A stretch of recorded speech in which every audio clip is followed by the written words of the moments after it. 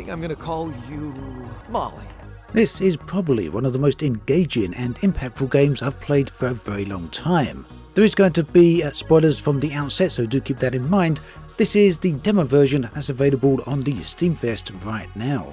So the game is set on an alien world, and as you may have guessed, it's all about cloning. Specifically, it's about making clones of yourself in order to enlist assistance to escape this hostile world. If I understand you correctly, you're telling me you're a alternate version of me with a different mind? No, you're an alternate version of me.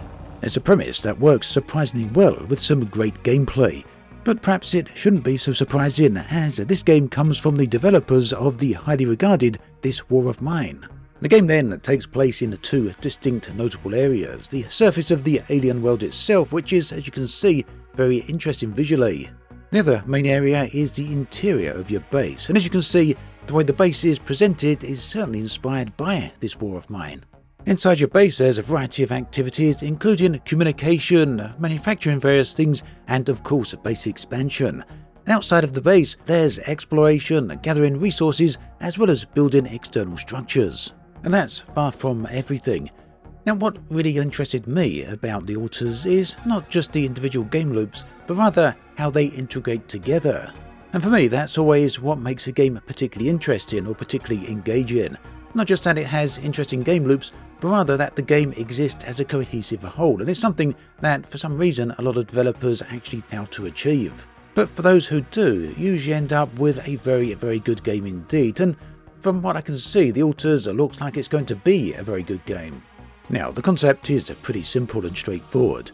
You find yourself at the start of the game, waking up on an alien world. You spend the initial section of the game exploring and trying to understand why you're here, and more specifically, you're trying to track down your crew. Unfortunately, none of them seem to have survived, which in turn sets up the entire premise and concept for the game. You're here alone, but you need help and assistance in order to survive, and hence, yes, you need those clones. So let's talk about the mechanism for getting those clones, and there's a few steps to this. So it all surrounds a resource, a very rare resource called Rapidium. You have your first encounter with this very early on in the demo, and eventually you learn that this can be used for, well, creating clones. But this isn't quite so straightforward and obvious as making a direct copy of yourself. No, instead, you go to a room aboard your base called the Quantum Computer, and in here you get access to mind records. This essentially is a timeline of all key memories of your character's life, from the moment of their birth right up to the present day, and these appear as a timeline. And this is yet another area of the demo that really does impress me. It's very clear that a lot of thought has gone into every part of this game, both in terms of execution and how they work, but also in terms of visual concepts. Every part of the game is visually distinct and works very well with what it's trying to convey. But at the same time, again, it goes back to that cohesive whole. It all works together seamlessly and very well.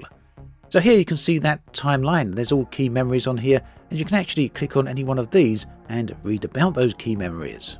The key moment for the cloning process comes into play when you learn of the ability to branch. That is, identifying a key moment in your timeline and then branching it in a different direction, making a different choice or an event happening in a different way. And from there, a brand new secondary timeline begins to form.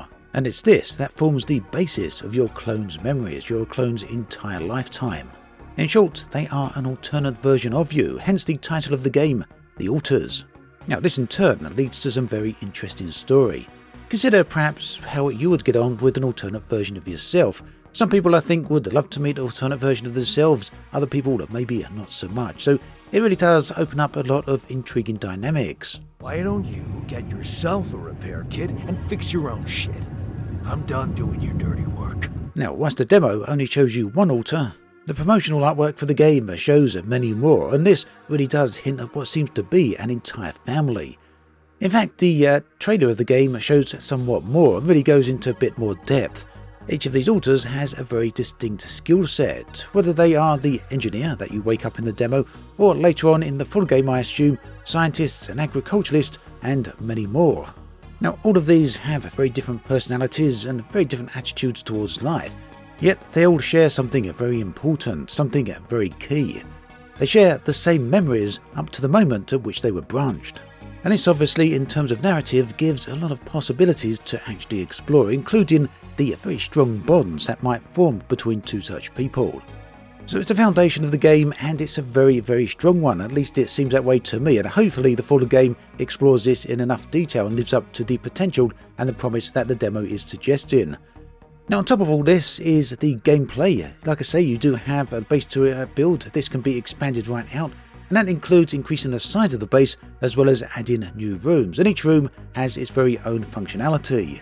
Resources, meanwhile, are very important, whether that's gathering metals so you can continue to manufacture things, or organics for similar sort of things.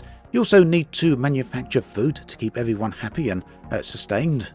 And this means you will have to venture outside of your base into that very dangerous world out there.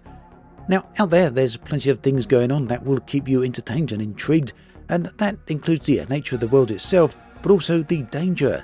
You will need to exploit the various resources out there, and you see this in the demo where you need to build a mining plant, an extraction plant, and tether this to your base with pylons which provide it with ongoing energy. Now, as if all of this wasn't intriguing enough, there is another element to the game, and this provides further narrative, a few other factors here. But more so, what it does really do is put a time pressure on the game. And this appears in multiple different ways. For starters, you do need to sleep. And the amount of sleep you get determines how much active, how long you can be active for before finally passing out. So yes, you'll need to sleep in the game and keep yourself sustained. On top of that, you do have a daily time pressure. This means that during the daytime, you can go outside and get involved with the various activities you need to do. But come nighttime, around about 9 o'clock in the evening, something will happen. The world will start to fill up with radiation.